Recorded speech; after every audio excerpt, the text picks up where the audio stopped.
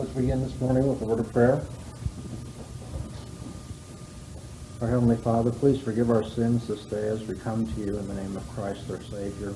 Do receive us on his behalf and for the sake of his righteousness. We do pray that his death would atone for all of our transgressions and that we would be forgiven according to your mercy. We do confess that we would have nothing and that we could not stand before you if it were not for your grace and for the provision that you have made by your Spirit, that we might have life and enlightenment, that you have given us the gift of faith, that we could stand before you. We do confess that everything that we are shall ever be comes by your blessing. We do pray that you would be with us today to help us to become more like you, to think more clearly, to be drawn closer to the truth. We do pray that even through our lessons in logic, we might understand that we are coming to know you and to know your mind. And we do pray that you would help us to glorify you in all that we do and say in this class, for we pray in Jesus' name. Amen. All right, today we turn from our discussion of language and ordinary language fallacies to deductive or formalized logic. This is a big step, but it's still part of that aspect of our course that I'm calling analysis. The first part of the course dealt with argumentation, what that amounts to, theology of argument. The second major part of our course I'm designating analysis, an analysis of language and then of the fallacies that are found in ordinary discourse. And now as part of our discussion of analysis, we turn to formal logic or deductive logic. And this brings us to chapter 5 in Copy. In Copy's section on deductive logic, the middle part of his book, he will discuss the logic of categorical statements, and then we'll study the logic of connectives like and, or, if, then. And I think if you keep those two segments in mind, it'd be clear what's going on in this part of the course. We are now going to begin that section that deals with categories or classes of things, often called categorical syllogism, the logic of categorical syllogism. So let's turn to page 161, chapter 5 in Copy, and work through this chapter and the exercises that were assigned to you. The first thing he has to do, of course, is to explain what a categorical proposition is in terms of this notion of classes or sets that we've been introduced to briefly up to this point. We're going to be, at this juncture in our class, our interest is going to be in the logic of the words all, some, and not. So no matter how complicated this gets, you might just keep that in mind. All I'm doing here is learning to regiment the logic of how we use all, some, and not.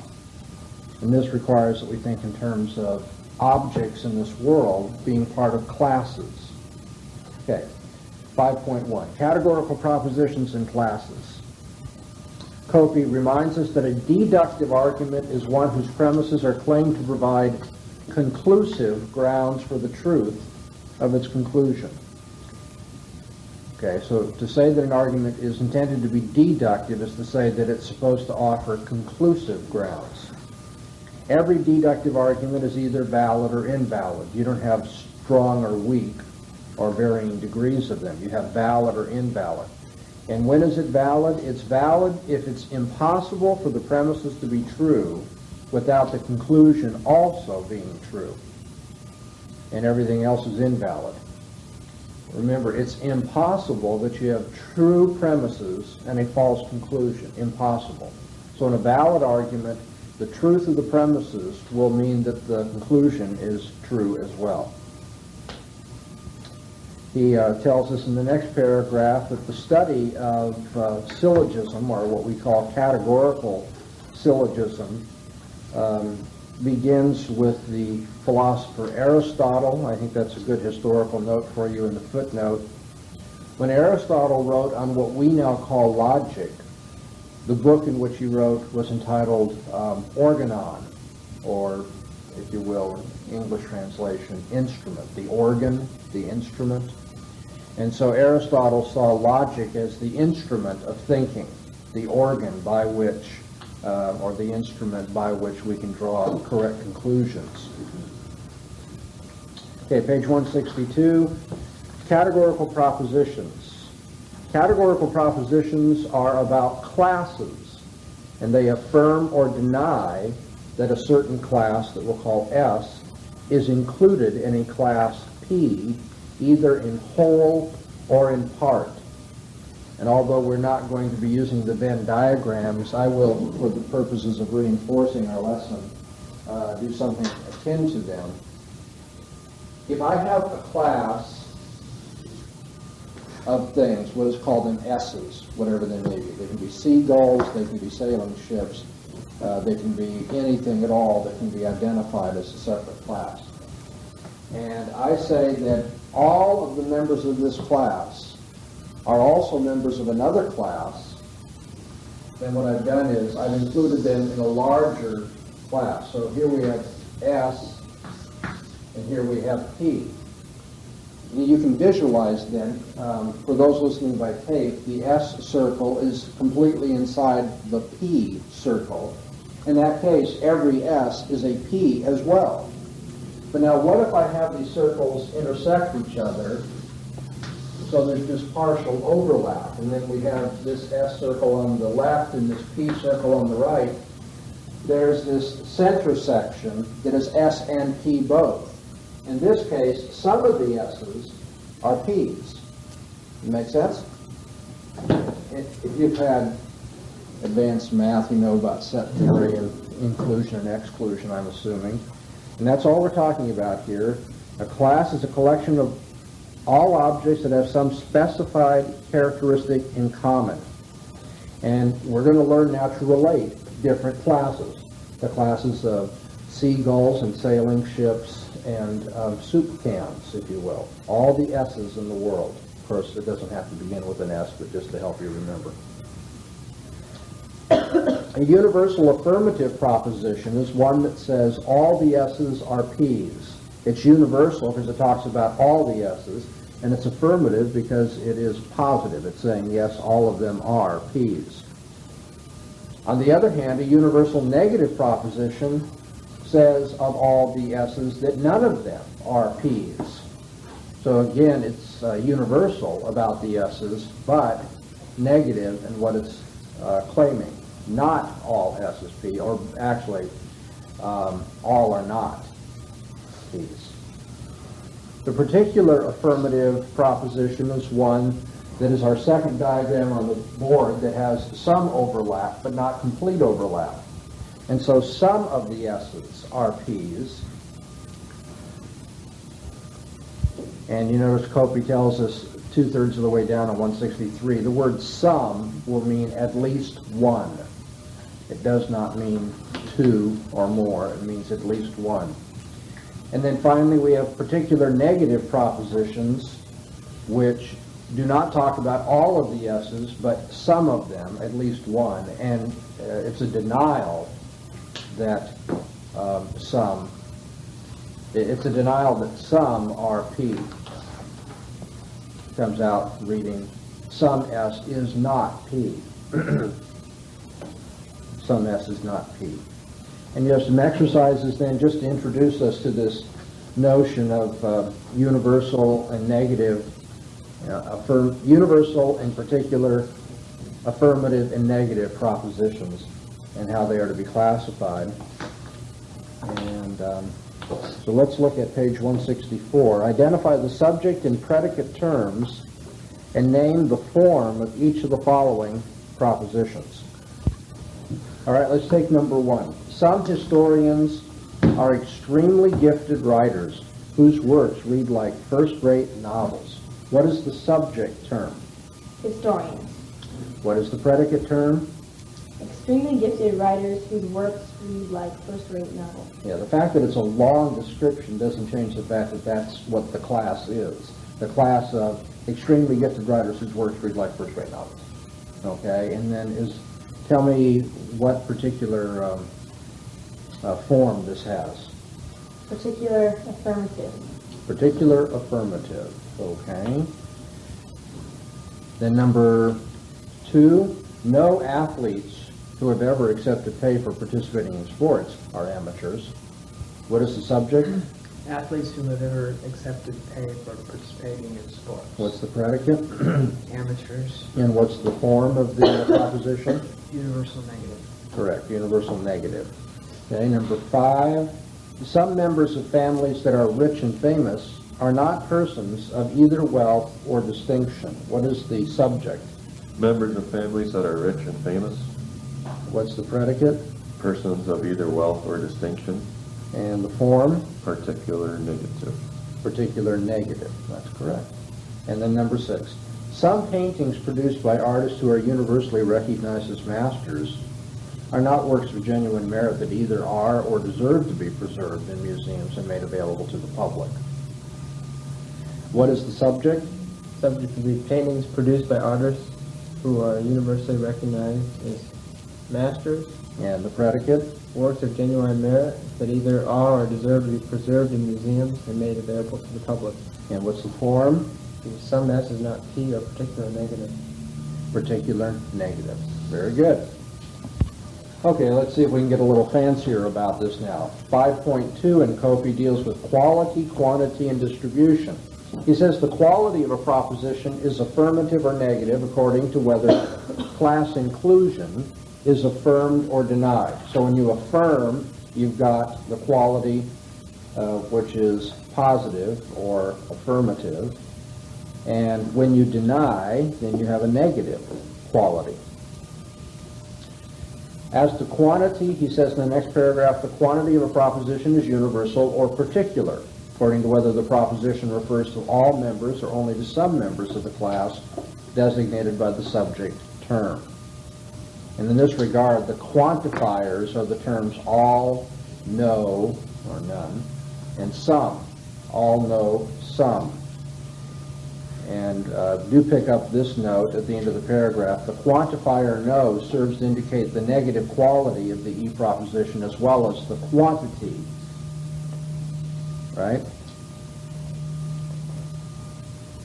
The quantity is universally negative. Well, the quality is negative and the quantity is universal. You all understand that? You get 2 for the price of 1 with the word no. And then the copula is the verb to be or some version thereof, depending on the form of the sentence. Has been, will be, is, so forth. And then on the top of page 166, he says the schema for expressing a categorical proposition is the quantifier. Quantifier is going to be what? All, some, none, or no. Then the subject term. Then the copula is, will be, has been, and then the predicate term.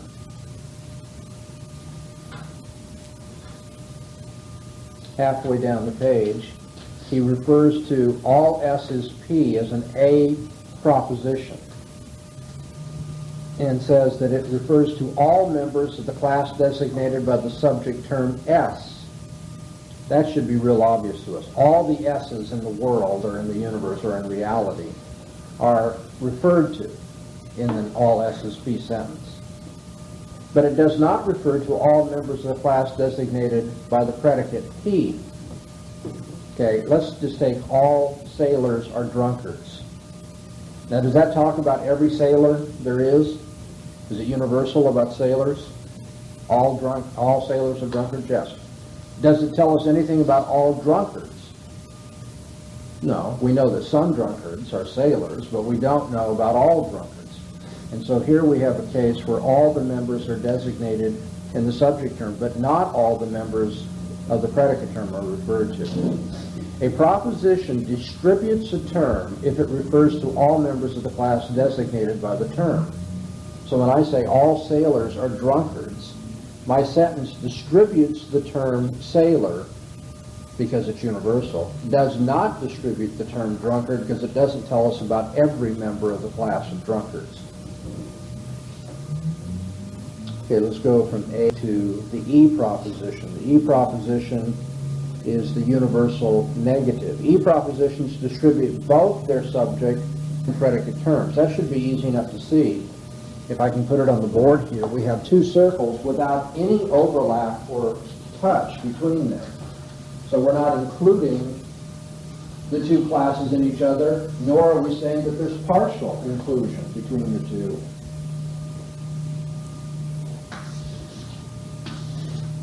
Here we have S and P as separate circles. No S is P then. There's no overlap at all. Now, if no S is P, I'm telling you about all the S's and about all the P's, aren't I? Okay. So in a universal negative, both the terms are distributed. When we turn to the I proposition, that is the particular affirmative, some soldiers are cowards, page 167, you notice that neither class is said to be either wholly included or wholly excluded from the other. So in that case, both the subject and predicate terms are undistributed. A particular affirmative proposition doesn't distribute any term at all then. Either the subject term or the predicate term. We don't learn about all of them. And then the O proposition, which is the particular negative, speaks of only a portion of the subject class, some horses. Now, it talks about some horses not being thoroughbreds, to use the example in Copy. So of the predicate term, we know that none of them are going to be part of the subject term, even though the subject term is limited. So, to read Copy, some horses are not thoroughbreds, says of this part of the class of all horses that it is excluded from the class of all thoroughbreds. That is, it's excluded from the whole class of thoroughbreds. So of the class of horses, some of them, which is the subject term, some horses are excluded from the entire class of thoroughbreds. So distribution has to do with speaking of the entire class. When we say some horses are not thoroughbreds, are we talking about all horses? No, we're only talking about some. So that's not distributed. Are we talking about all thoroughbreds with respect to those some? Yes, and so the predicate term is distributed. At the bottom of page 167, you have a very convenient chart given to you following the AEIO chart. The A proposition being universal affirmative, all S is P, is on the top line, and then to the right of it is the E proposition, no S is P, which is a universal negative. Then below the A, you have the I form of proposition, which is the particular affirmative, some S is P, and then right next to it on the same line, underneath the E proposition, the particular negative, some S is not P. And if you ever have to, you remember that AEIO configuration, and then think to yourself about distribution. Now, if you know what distribution means, you can figure out each one, but if you want to remember the chart, you notice that if you start at the top, you have the subject term distributed. Move to the right of the chart, you have the predicate term distributed. So we have subject distributed, predicate distributed. Now we're going to go subject and predicate again, bottom and then up to the left, so we make a full circle here. The bottom, the subject term is undistributed, and on the left-hand side you have the predicate term undistributed. Okay, now where do we get the subject term distributed and the predicate term distributed? Melissa. In the proposition. Okay, and Jay, where do we get the subject term undistributed and the predicate term undistributed? That would be the I proposition. Okay, so you have the full distribution in E, the full undistribution in I. And then you have the mixture at A and O. Okay, we have some exercises on page 168. Copy asks you to name the quality and quantity of each of the following propositions. and state whether their subject and predicate terms are distributed or undistributed. Number 1, some presidential candidates will be sadly disappointed people. What is the subject term here? Some presidential candidates, And what's the predicate term? sadly disappointed people. What's the copula? Will be, Okay, and what kind of proposition do we have here? particular affirmative, Particular affirmative. And is the subject term distributed? no, Is the predicate term distributed? no, Okay, so in the case of the I, we have no distribution at all. Very good. Number 2, all persons arrested in the Watergate burglary were dupes of the Nixon Law and Order Administration. What is the subject here? Person arrested in the Watergate burglary What's the copula? were What's the predicate? dupes of the Nixon Law and Order Administration. Okay, what's the quality and quantity of this proposition? The all. What is the quality and quantity? Let's use the terms, the technical terms given us. Oh, there was the A of the particular universal affirmative. That's right. All S is P. Okay, so you have universal affirmative. Is the subject term distributed? Yes. Yeah, because it refers to all the persons arrested in the Watergate burglary. Is the predicate term distributed? No. No, because there may be dupes of the Nixon Law and Order Administration that are not being discussed here, but only those arrested.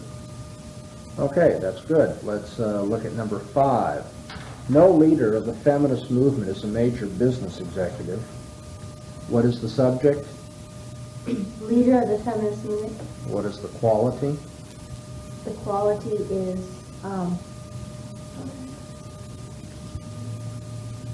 negative.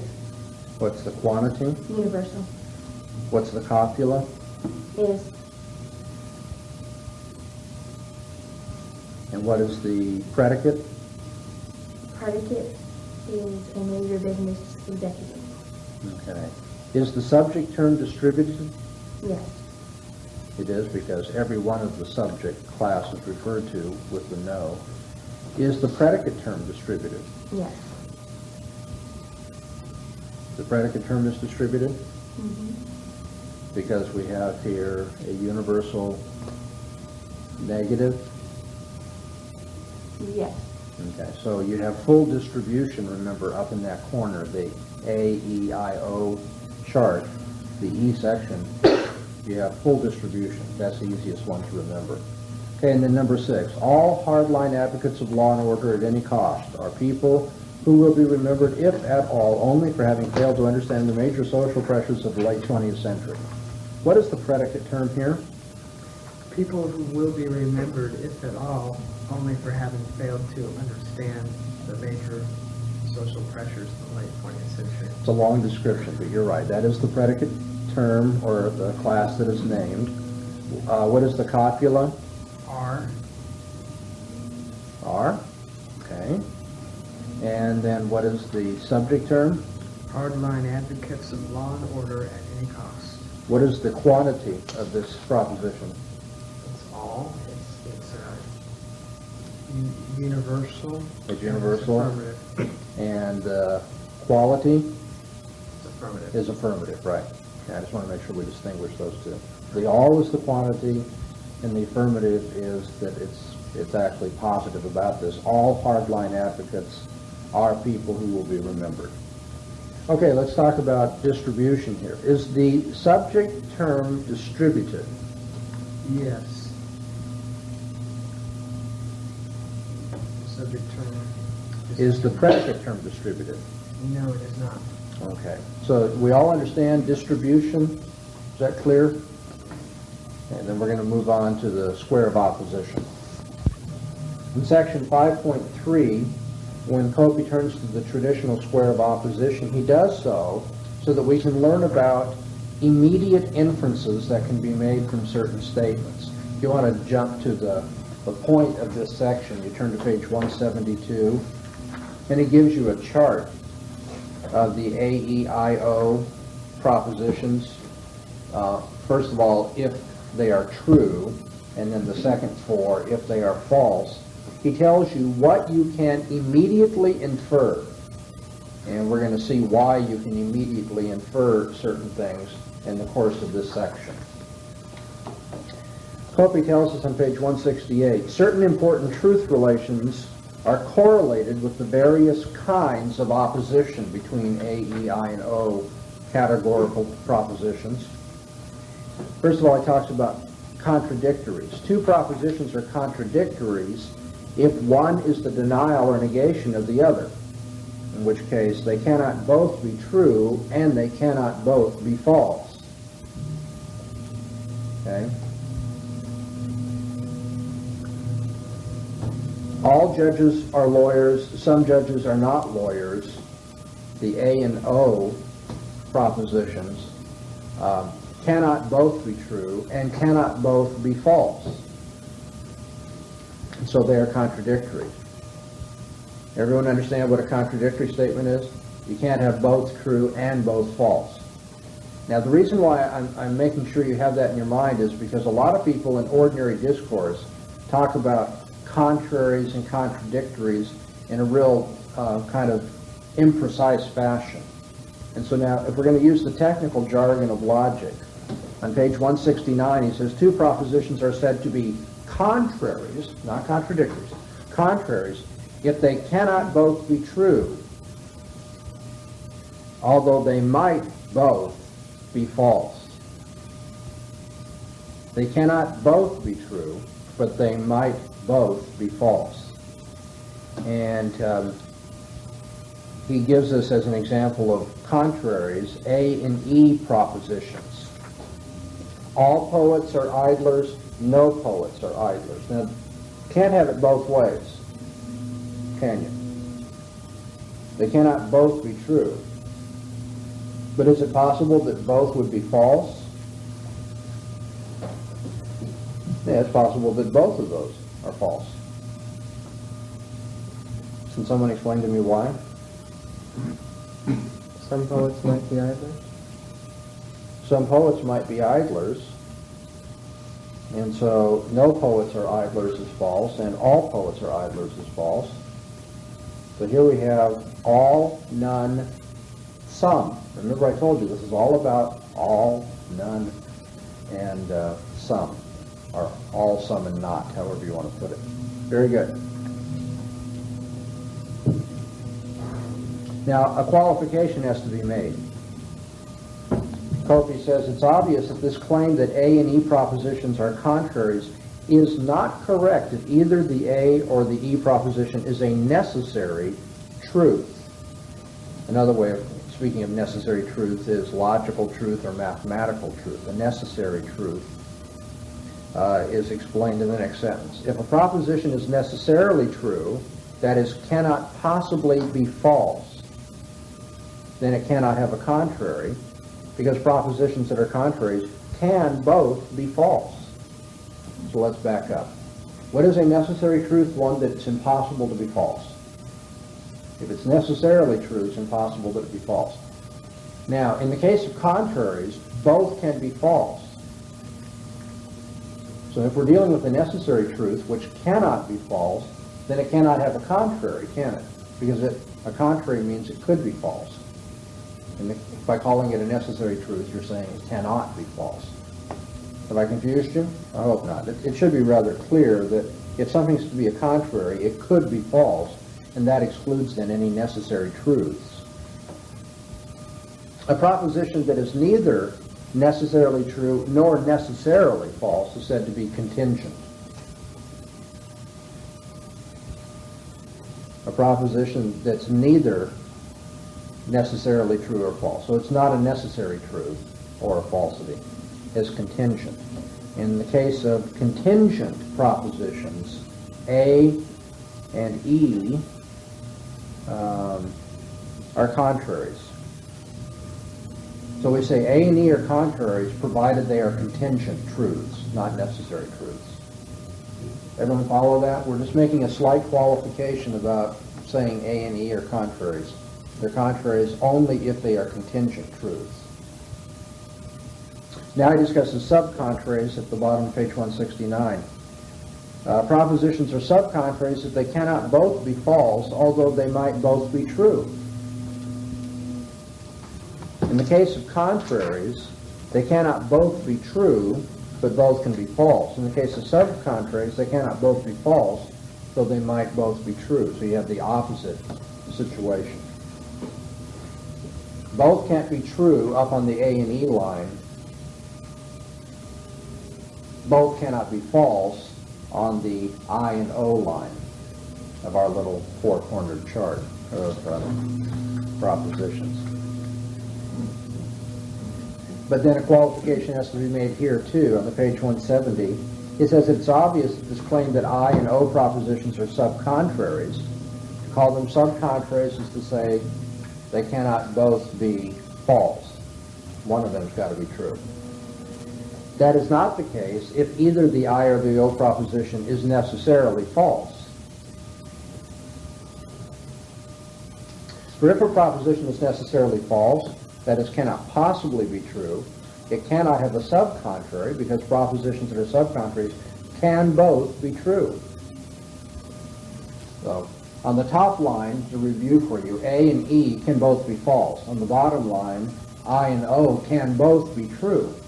So if you're dealing with something that's necessarily false, it can't be one of the things that could be true, in which case subcontrary doesn't apply to it. And again, the qualification that we make is that if I and O propositions are contingent, then they are subcontraries, and both could be true, but both cannot be false. Okay, any questions so far? I don't want to go too fast. This is really not difficult, but because it's a new jargon, we sometimes get messed up thinking we don't understand. Okay, then the top of page 171, we get a new type of implication here, that of subalternation. The superaltern, which is going to be either A or E, the universal affirmative or negative, the A or E. The superaltern implies the subaltern,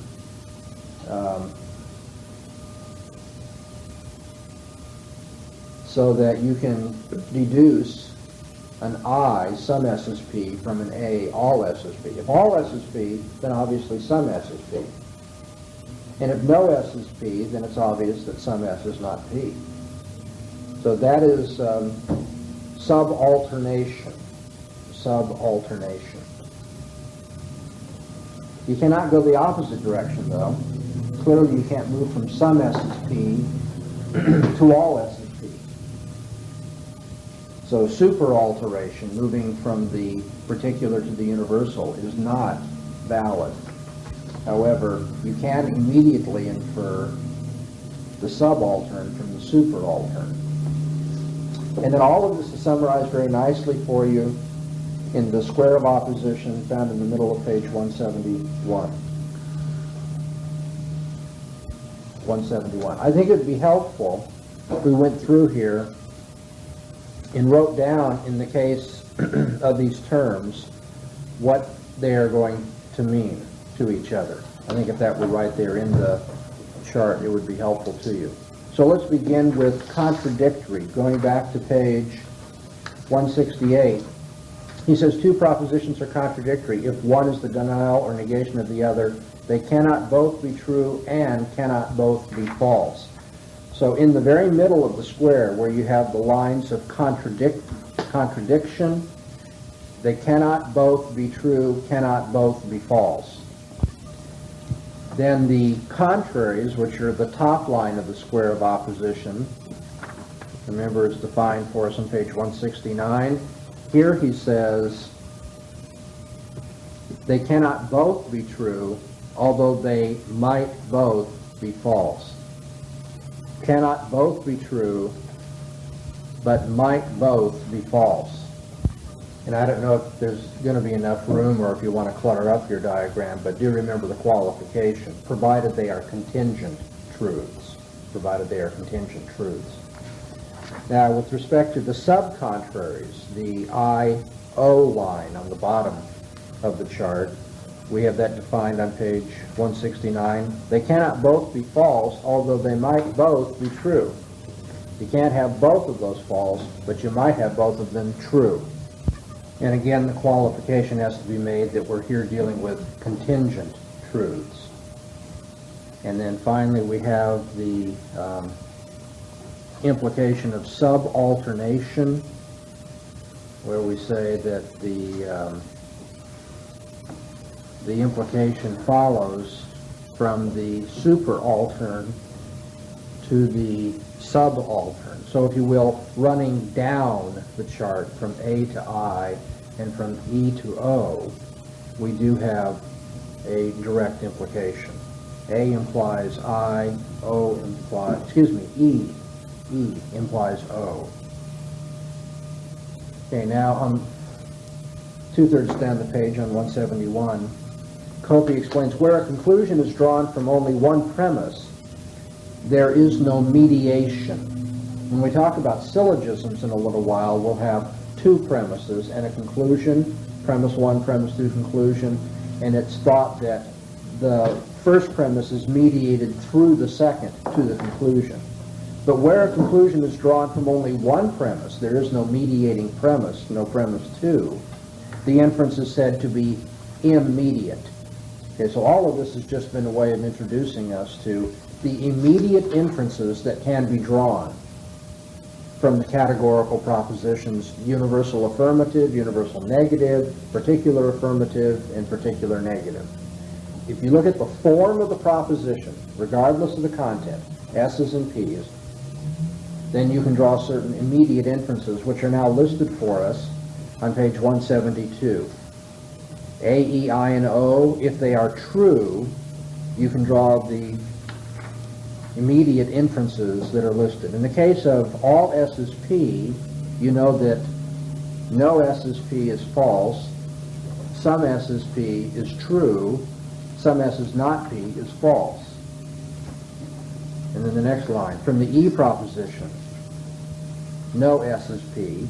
If that's true, then the all S is P must be false, the sum S is P is false, and the sum S is not P is true.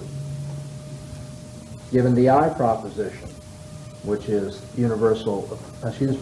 particular affirmative, sum S is P. If that's true, then the E proposition that no S is P must be false. The A proposition that all S is P and the O proposition that sum is not cannot be determined. There's no immediate inference. There you have only the contradiction. Okay? And then with respect to O proposition, affirmative, no, I get this right. Particular negative. Sum S is not P. If that's true, then A must be false, because A says that all S is P. But the E proposition that no S is P, and the I proposition that sum is P, cannot be determined, just knowing that sum is not. Why can't you determine sum S is P? Sum S is P would be the I proposition. Mm-hmm. Okay, you have a particular affirmative. All we know is that from an O proposition that sum is not P. Sum S is not P. Now, if sum S is not P, does that prove that sum S is? Well, you don't know. Maybe all is not, but you couldn't. All you know, it's like if you've examined 70% of the people in Lynchburg and found out they had tuberculosis, you could say some people in Lynchburg have tuberculosis. But from that, you could not automatically conclude that all have it. But could you determine that some do not have it? Isn't that what it's saying? No? Because all you're talking about is the ones that you do know. Okay. So you don't know about the others. They're undetermined. Does that help explain that? And then we have Now, what if A, E, I, and O are false, the second group here? If all S is P is false, then you know that O is true, because that's the contradiction. You know that E and I are left undetermined.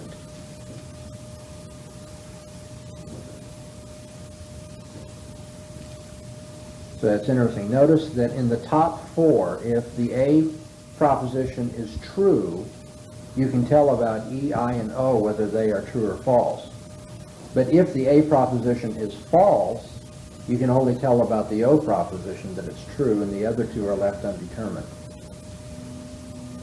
Now the next line, the E proposition, no S is P. If that's false, if it's not the case that no S is P, then we know that the I proposition is true, the contradictory. Some S is P must be true then. But the A and O are left undetermined. And again, notice the corresponding line above where it said E being given as true. You can get the truth value of all three of the other possibilities. But if E is given as false, then we can only draw one inference and the other two are left undetermined.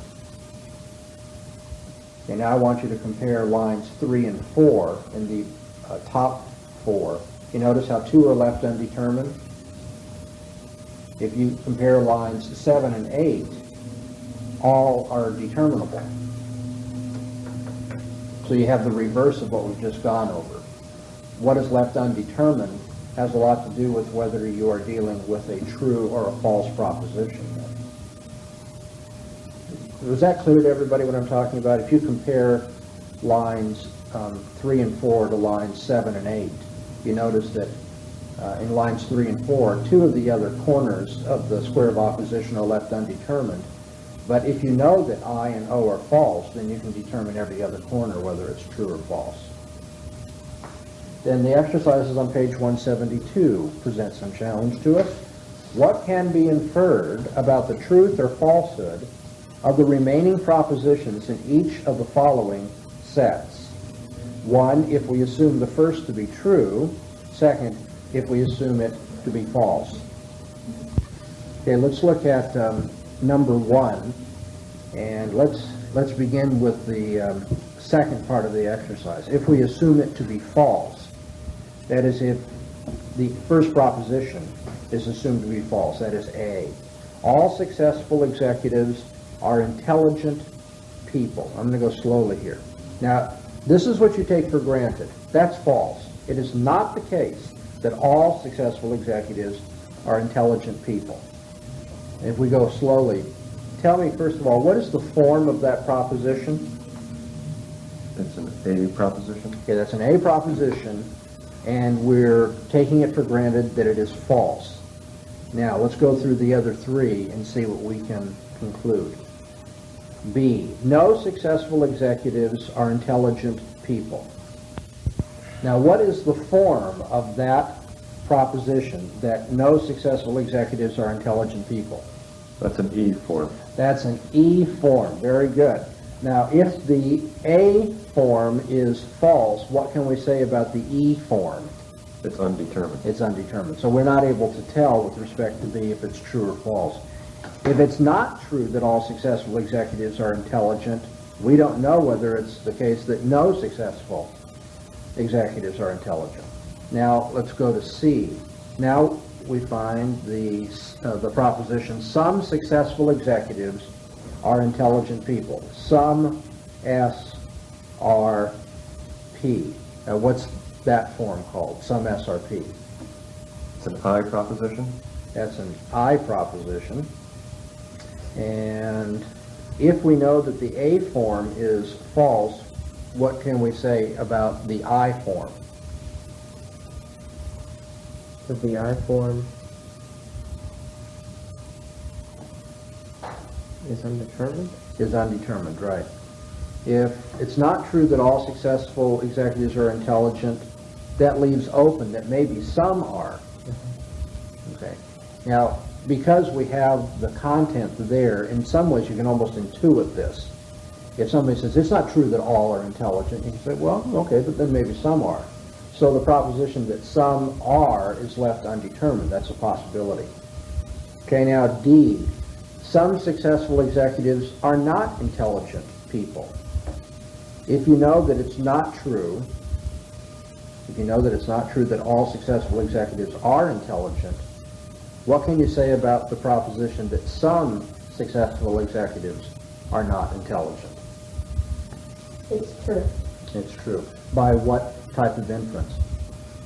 This is not the exercise. How do you know that it's true? Because it's an O proposition. And then the A. What kind of inference is that? Going from all. It's a subalternation. No. No. If it were a subalternation, you'd have some are. Here you have some are not. Oh, it's a yeah, it's That's right. contradiction. Exactly. Contradiction. Did you have that feeling of frustration? You said, I learned all that for nothing. Anyway, what I want you to hold on to is remember the contradiction. You know, A and O, contradict each other. And E and I contradict each other. So that's why I want to stress that one. Well, that was only the first run on these. Let's go back and do it again now. On this time through, we'll assume that what is listed as A here is true, that all successful executives are intelligent people. If it is the case that all successful executives are intelligent, all S is P, then what can we say about B that says no S is P? And that would be false because it's contrary. That's right, and in contraries, they cannot both be true. Good. How about C? Some successful executives are intelligent if all successful executives are intelligent. That's true, because it's a subalternation. That's right. And then let's look at D. Some successful executives are not intelligent people if all successful executives are. Is that an implication that can be drawn? Is D true or false given Be the, false. and why? By what immediate inference pattern? By subcontrary? No, it's not a subcontrary. Subcontraries are on the same line. What you have here is an A and an O. Be contradictory. Yeah, they're contradictories, which is, of course, the main one we want to remember. That if you know that all S is P, you know that it cannot be true then that some is not. Good, this is a lot of fun, isn't it? Let's try number 2. Again, we have to go through here on 2 passes. First, on the assumption that number 2 is true. That the first of the 4 listed propositions in number 2 is true. So 2A, no animals with horns are carnivores. No animals with horns are carnivores. Let me just first of all identify the form of that proposition. No S is P. Okay, so we have an E proposition. Now, if an E proposition is known to be true, let's take the second line down and test it. Some animals with horns are carnivores. Here you have the particular affirmative. So an I proposition. If E is true, what can you say about I? It's false. By what inference pattern?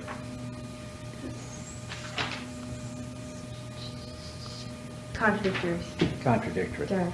Okay. Now, I know we're all trying to keep the form in mind, but let's just listen to this. If this was an ordinary discourse, you'd be able to figure it out. If I said, it's true, no animals with horns eat meat, are carnivores. No animals with horns are carnivores. Somebody else says, well, some animals with horns are carnivores. Haven't we got a direct contradiction? I mean, one of us has got to be right and the other has got to be wrong. Can't be both ways. So that's a contradictory. Let's look at C. Some animals with horns are not carnivores. Remember that we're assuming that no animals with horns are meat eaters.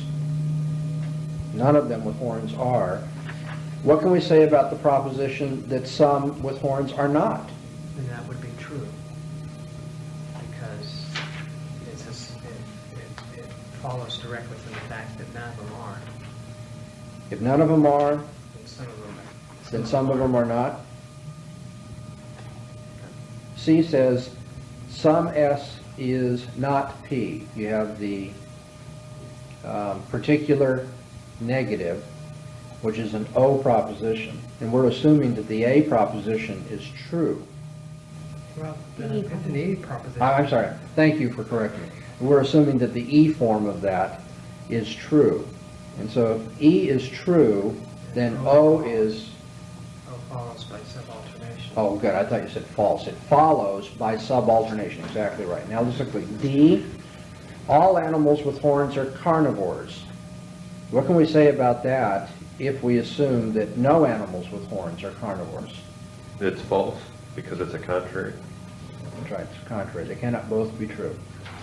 Can they both be false? Very good. Now we have to do it again, change the register here. Let's take the first proposition to be a false proposition. No animals with horns are carnivores. It's not true. So we deny that. We deny that no animals with horns are carnivores. And that means that our E proposition is false. Let's take the next proposition. Some animals with horns are carnivores. Some S is P. Is that true or false? That would be true. Okay, and by what inference pattern?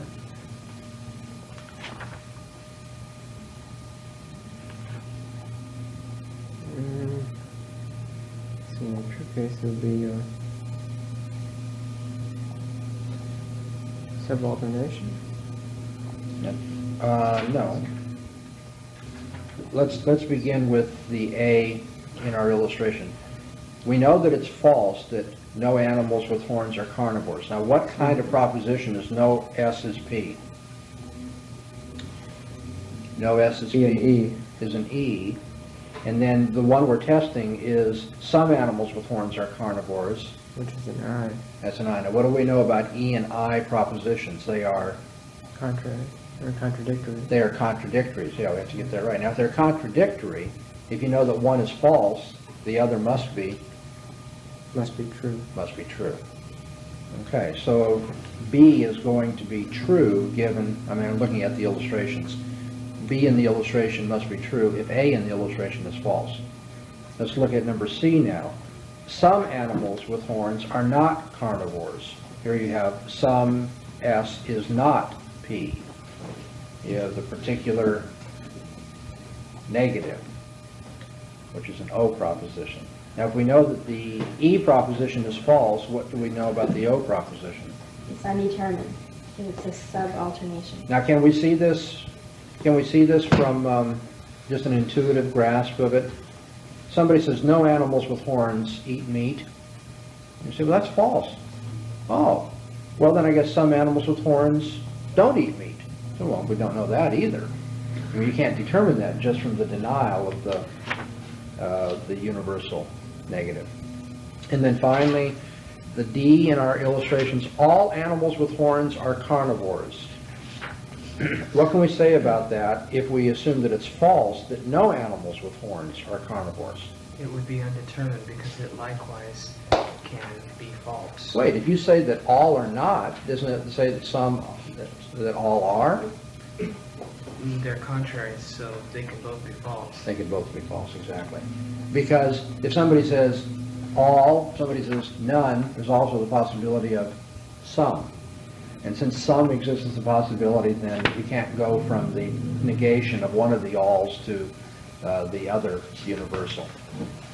If that makes sense to you. Okay. Now there are going to be further immediate inferences that can be drawn from our categorical propositions. Now things start getting exciting. We get into conversion and obversion and what's the other one called? Contraposition. Yeah, contraposition. That one is a lot of fun. And the reason why you're all glaring at me this morning is that after you work through this section, figured out how to do these silly things, you got to existential import and found out that obversion and conversion and contraposition all get chucked. Is that right? No, not completely. Not completely, but you don't have, you know, a real easy time with immediate inferences anymore with them. Okay, you're still going to want to know this later on down the line, but I want to work through it for a few minutes this morning so we know at least what the procedure is, even if it doesn't become what you do every day of your life. Okay, as we come to further immediate inferences on page 172, or section 5.4, we will be introduced to conversion, obversion, and contraposition. In the case of conversion, what is called a process of conversion in logic, you interchange the subject and predicate terms. Now, that's probably the easiest of the three. You just take the subject term and make it the predicate term, and the predicate term make it the subject term.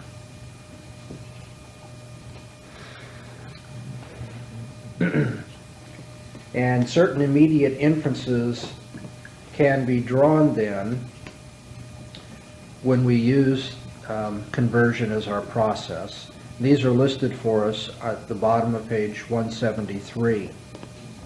Before we look at that list, however, in the middle of 173, we have to understand what it means to convert by limitation. This is jargon that comes through the development of the history of logic, and let's not worry about why it's called what it is. But Copey says, by a combination of subalternation and conversion, you can take some P is S as validly inferred from all S is P. And when you do this, both subalternation and conversion, then you call that conversion by limitation. What you do is you interchange subject and predicate terms, that's conversion, and then you change the quantity. By changing the quantity, you're limiting, okay? That's obvious when we go from universal to particular, you're limiting. But limitation can go the other direction too. You can go from particular to universal. Anyway, if we convert and then change the quantity, then we've converted by limitation.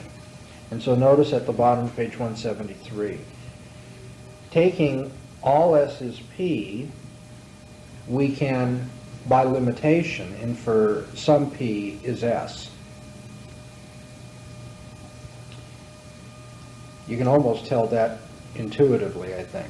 If some S is P, then there have to be some P's that are S. Now, E, no S is P, by conversion, you just replace the S with the P and the P with the S, and you get no P is S. So the converse is true. If no S is P, then obviously no P is S either. That's what's still up here on the board. You have the two classes separated completely. The I proposition, some S is P, by conversion becomes some P is S, which is fine. And now notice the ringer, though. Not all conversions are valid. That is, will carry their truth value with them. If some P is not S, the converse is not valid. And so make sure you note that. You cannot take an O proposition and convert it. Does that make it true or false? I'm sorry? Does that make it true or false, or simply invalid?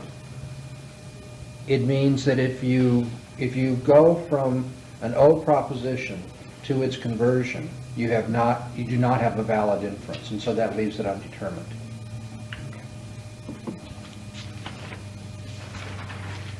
Now on page 174, we learn about obversion. This gets a little more complicated. To do an obversion, you have to understand what a complementary class is. And remember, a complementary class is not the same as a contrary class. Heroes and cowards are contraries. They are not complementary classes. A complementary class, to get more exact, is if you have the class of heroes, the complementary class is the class of non-heroes. Now, whether all non-heroes are cowards is another matter. Maybe they are, maybe they aren't, but you mustn't confuse the contrary with the complement. The complement is the straight-out negation of the class, or the negation of the class-defining attribute. So if we speak of the class of birds, the complementary class is the class of all non-birds. You all got that? Now that we understand what a complementary class is, the non-P, if you will, if P is the predicate, to obvert a proposition, this is the bottom of page 174, to obvert a proposition, we change its quality. Quality is going to be affirmative or negative. We change its quality and replace the predicate term by its complement. Okay, so now obversion deals with predicate terms. You have the SP pattern. When you obvert, the P is going to become non-P, and you're now going to change the quality from affirmative to negative, or from negative to affirmative. Oh, this is so much fun. And the list of how to do these things is, or the result of doing it, is on the bottom of page 175. The obversions, beginning with A, all S is P. Now remember, what we're going to do is replace the predicate term with its complement and change the quality. The quality here is affirmative. It must now become negative. No S is non-P. Yep, it worked. Just wanted to make sure we understood the definition. You see how that comes across? No S is P, the E proposition. Change the quality from negative to affirmative. Replace the predicate with its complement. Now you have all S is non-P. Some S is P is particular affirmative. We want to change its quality to particular negative and take the P and make it a non-P. So now we have some S is not non-P. By the way, is that intuitive, that one, to you? If you some S is not non-P, if you do the double negation, you have some S is P. That's exactly what you had over on the other side, right? Some S is P. Okay, and then at the O proposition, we have some S is not P. Change the quality from negative to affirmative and replace the predicate term P with not P. So now you're going to have some S is non-P. And again, that should be rather obvious, because all we've done here is taken the not P and made it into a class of non-Ps. Okay? So obversion is kind of a tricky one, but most of the obversions become pretty clear, even by intuition. And now, we're really going to have fun. Contraposition. To form the contraposition, do you ever wonder, did people sit around and had nothing better to do in the Middle Ages but to figure out all these different tricks you could play? Actually, they worked so long in the different kinds of inferences, and they saw patterns, and then this is all gets summarized and boiled down for us here. To form the contrapositive of a given proposition, we replace its subject term by the complement of its predicate term. So the subject term gets dropped, the predicate term's complement takes its place, and we replace the predicate term by the complement of the subject term. This is kind of like conversion, right? It's conversion. The S becomes P and the P becomes S, except we're using complementary classes instead of the ones that are mentioned. Do you all see that? That it's just conversion using complementary classes? We replace the subject term by the complement of the predicate and replace the predicate term by the complement of the subject. So it's conversion using complement. Contraposition is what it's called.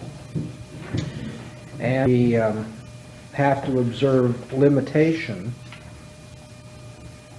when following the procedure of contraposition, and that takes place when you're contrapositioning an E proposition. It will become true only by limitation. And what does it mean when we limit something? We change its quantity.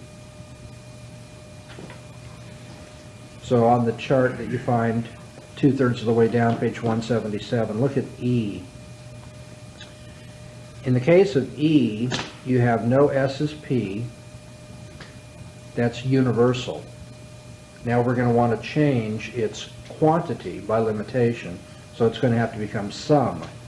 You notice over on the other side, the contrapositive some P is found. So that's the limitation part of it. Let's go through each one of them.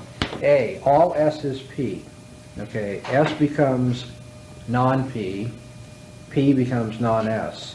So all non-P is non-S. I'm just going through the steps so you make sure you see it in your own mind. In the case of E, no S is P would become no non-P is non-S, except we've learned from the reading of the chapter that that's only true by limitation. So the no becomes some. Some non-P is not some S. Excuse me.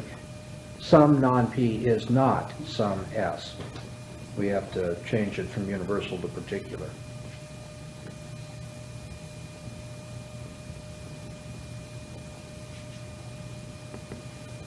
Then I, there is no contrapositioning of an I proposition that will be valid. So that's left undetermined. And then O, some S is not P. The S becomes non-P. Some non-P is not non-S.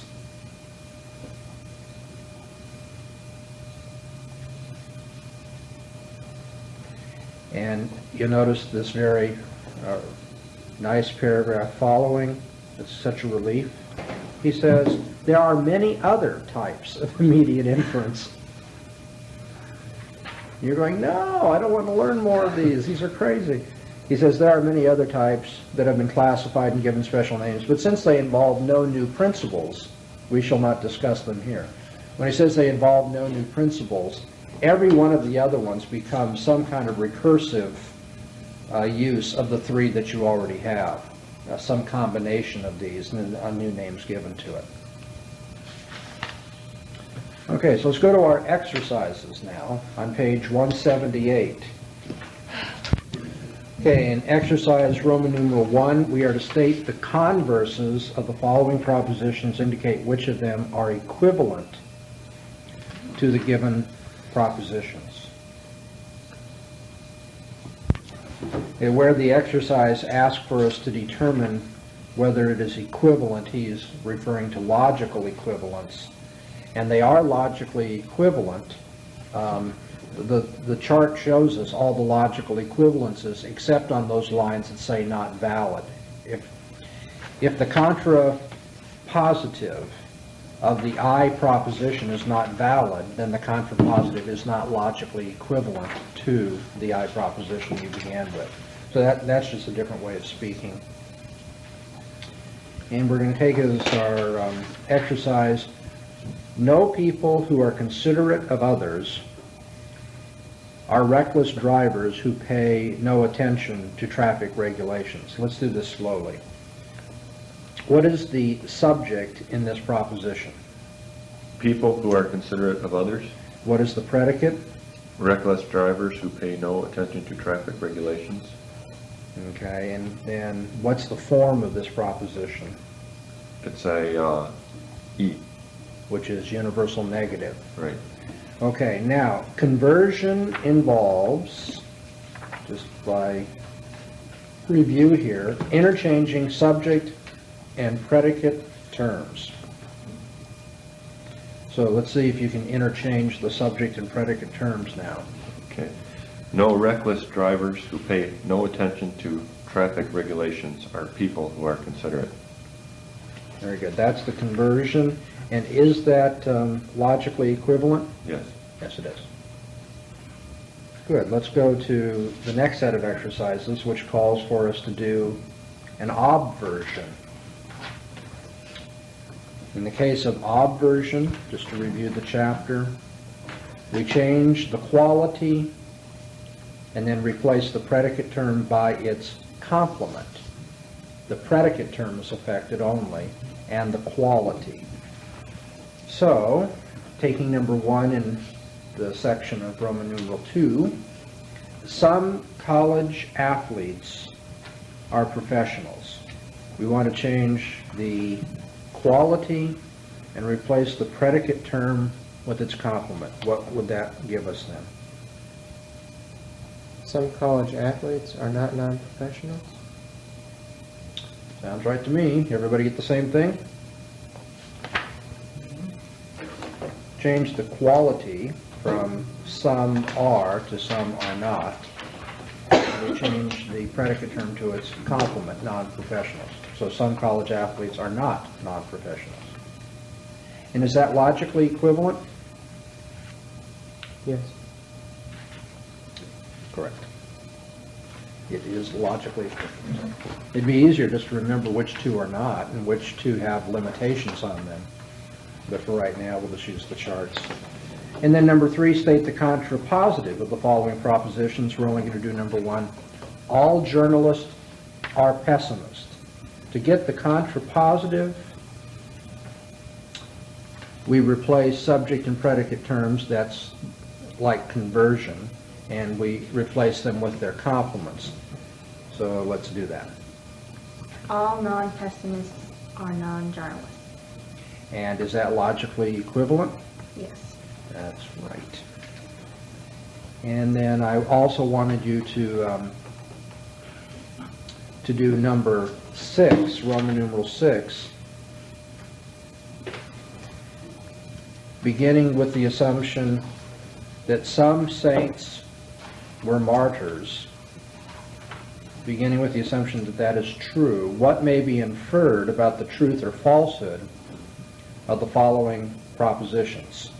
And we're going to look at a few of those. In order to determine the truth or falsehood, then we need to remember our immediate inferences of contradiction, contrariness, subalternation, conversion, obversion, and contraposition. In order to tackle number 6, let's just see what immediate inferences could be drawn from the proposition some S is M.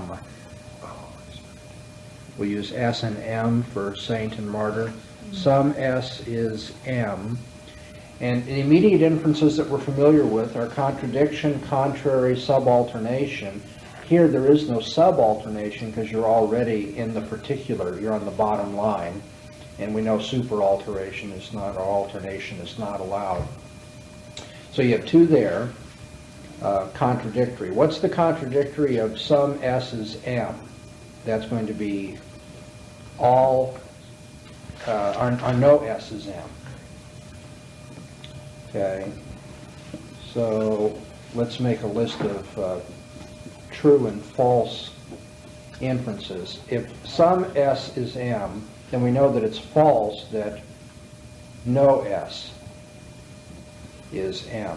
Does everyone follow me? You see what we're attempting to do here is to make a list of inferences, the true and the false inferences, that can be immediately drawn from our test proposition, some S is M. And the first one was the contradictory, no S is M.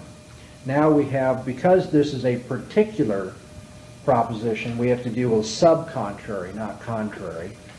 And in the case of subcontraries, we know that perhaps both can be true, perhaps both can be, but they cannot both be false. We have a proposition that is true, but in terms of subcontrary, the other might be true as well. and therefore we cannot determine truth or falsehood, and thus the O form of this is going to be in the undetermined category. Some S is not M is undetermined.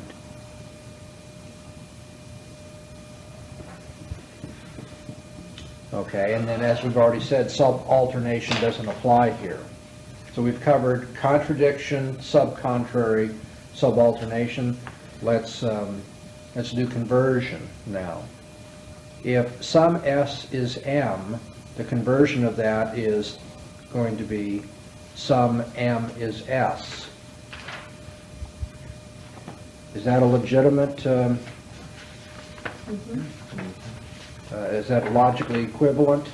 Okay, so we can put that down in the true column.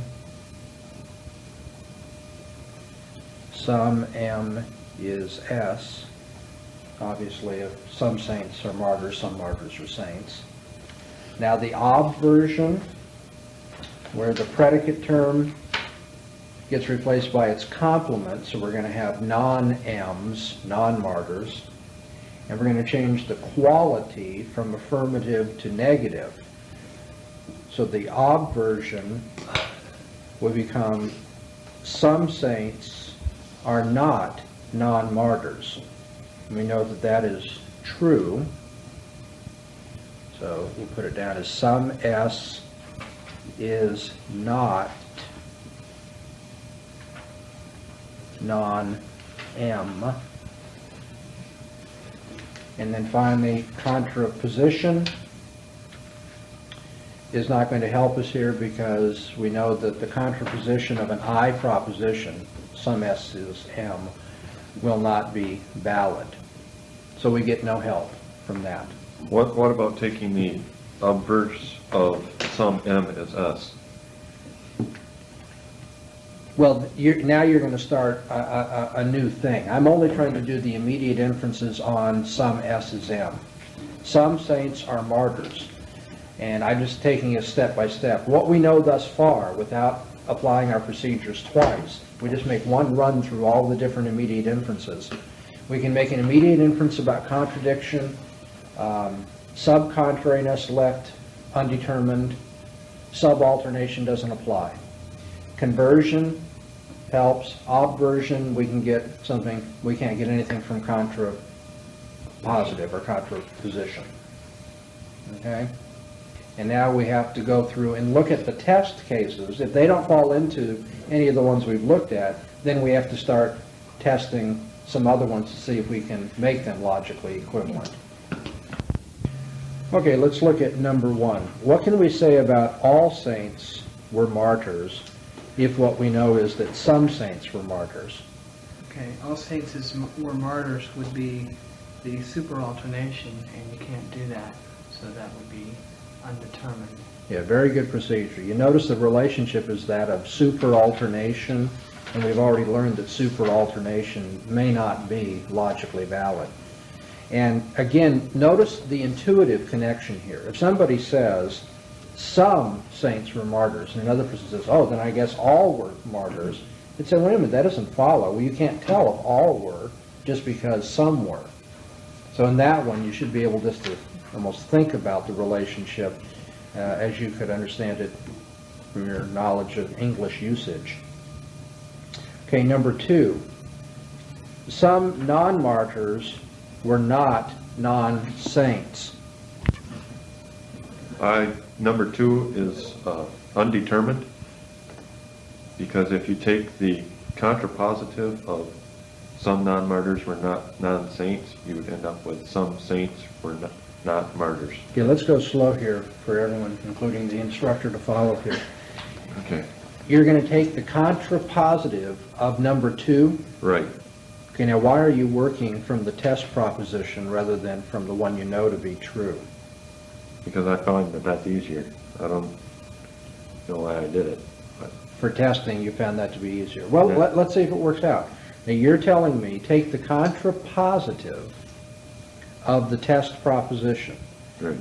And, okay, now the test proposition has the form of an O proposition. Right. Some something is not. Okay, so when we take the contrapositive of it, we can get a logical equivalence. And what is the logical equivalence, the contrapositive? Some saints were not martyrs. Would be the contrapositive.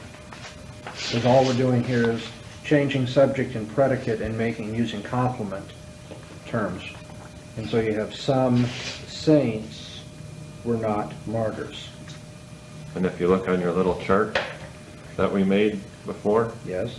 that is equal to an undetermined. Very good. Well, I'm proud of you. I hadn't thought of working backwards like that. My guess is working backwards may be a real pain sometimes, but since you were able to get to something on our chart, that's a good method. Okay. We'll move then to number 5. Okay. For number 5, I worked backwards from some martyrs were not non-saints.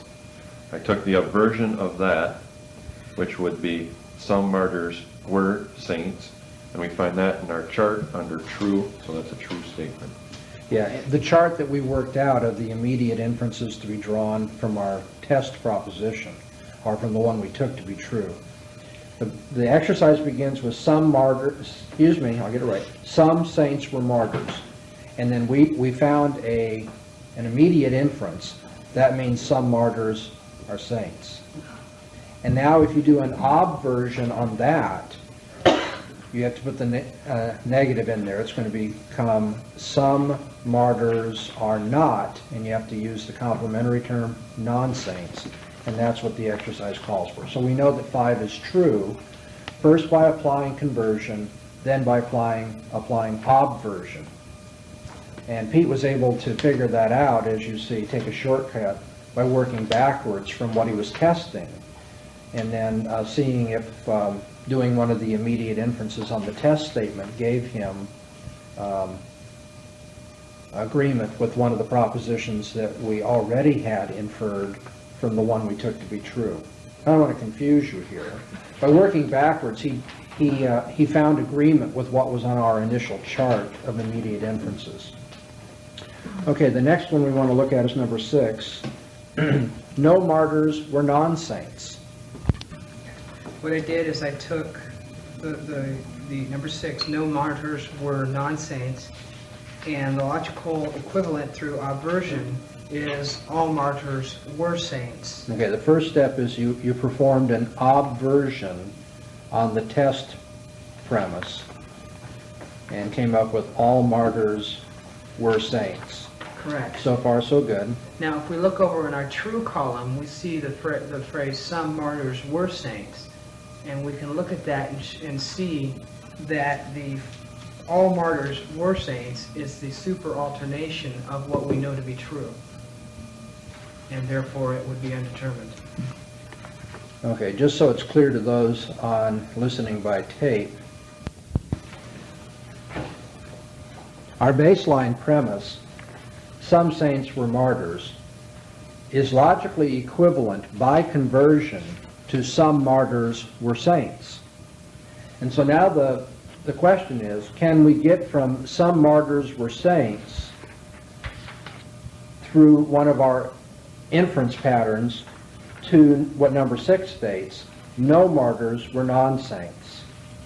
Now, number 6 is logically equivalent through obversion to the statement that all martyrs were saints. So let's go back here. Now we're asking, can we get from our baseline statements equivalence, some martyrs were saints, by some inference pattern to our test proposition's equivalence of all martyrs were saints? And can you go from some to all? Well, that's what we call superalternation, and therefore we cannot draw that conclusion, and we have to then say that number 6 in our exercises is undetermined. All martyrs were non-saints I found to be false because I did an obversion on the test premise Okay, so the test premise is all martyrs were non-saints. When you do an obversion on it, what do you get? I get all martyrs were non-saints. Wait, I get no martyrs were saints. Excuse me. That's right. The test premise is all martyrs were non-saints. The obversion of it is no martyrs were saints. Okay? What's next? And that's an E proposition. And when you convert the original proposition, it is contrary to, Not contrary. it's contradictory. Contradictory. To That's that right. E proposition. Okay, so let me summarize for those who are at home listening. If you do a conversion of our baseline proposition, the baseline, the one we take for granted, is some saints were martyrs. The conversion gives you some martyrs were saints. Now the test proposition, number 10 in the book, is all martyrs were non-saints, and the obversion of that gives you no martyrs were saints. So it turns out that the obversion of the test premise is contradictory to the conversion of the baseline premise, and therefore we know the test proposition is false. Number 11 has as its test, the test premise, some non-saints were not martyrs. And just to remind us, our baseline, what we take for granted is some saints were martyrs. Okay, go ahead. So I worked from the baseline, and I averted it and got some saints were not non-martyrs. Okay, so if we do an obversion of our baseline statement, we get some saints, I'm going to write this down, some S were not non-martyrs. Correct. Okay, next step. Then from there I did a contraposition, and I got some martyrs were not non-saints Now you're doing a contraposition of the obversion. of the obversion. So when we perform the contrapositive on that obversion, we're now to the point that we have some martyrs were not non-saints. Okay, and what we have on number 11 is some non-saints were not martyrs. But you cannot take the contraposition we just gave you and convert it. That's an invalid procedure, so therefore I said it was indeterminate. The test premise would be the conversion of the procedure we've just gone through. Right. Okay, so if you see that relationship, then you can rule it out. That's a very good procedure. Let's just make sure that we've explained this for everyone listening by tape. The first step was to use our baseline premise, the one we know to be true, and perform an obversion. The second step was to perform a contraposition on that obversion, and that gave us some martyrs were not non-saints.